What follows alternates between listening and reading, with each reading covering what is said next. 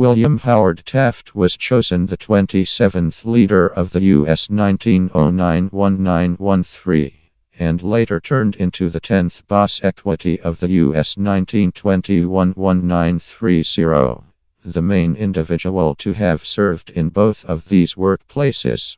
Recognized law specialist, viable head, however unfortunate legislator, William Howard Taft burned through 4 awkward years in the White House.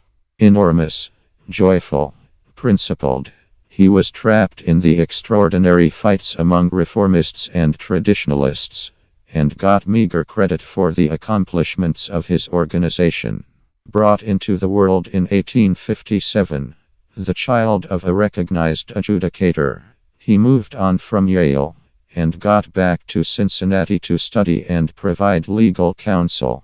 He rose in legislative issues through conservative legal executive arrangements, through his own capability and accessibility, and on the grounds that, as he once composed cleverly, he generally had his plate the correct side up when workplaces were falling.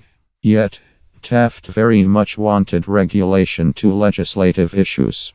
He was designated a government circuit judge at 34. He tried to be an individual from the High Court.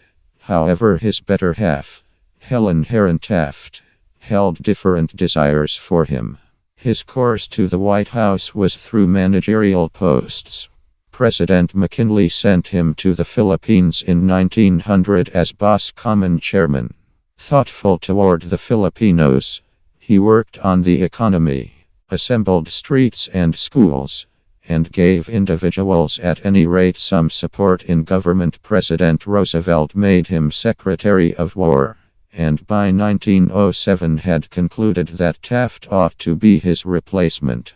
The conservative show named him the following year. Taft disdained the mission, one of the most awkward 4 months of my life.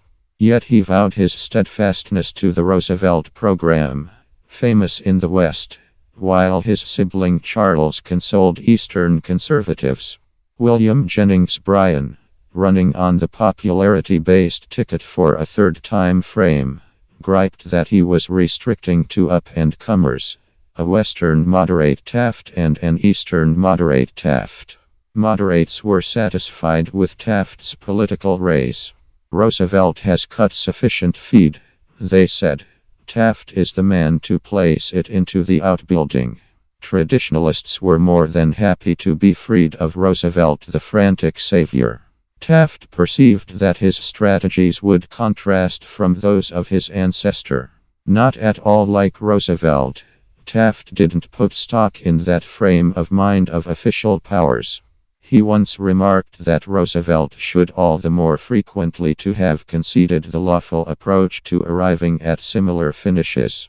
Taft distanced numerous liberal conservatives who later framed the dynamic party by guarding the Payne-Aldrich Act, which out of the blue proceeded with high levy rates.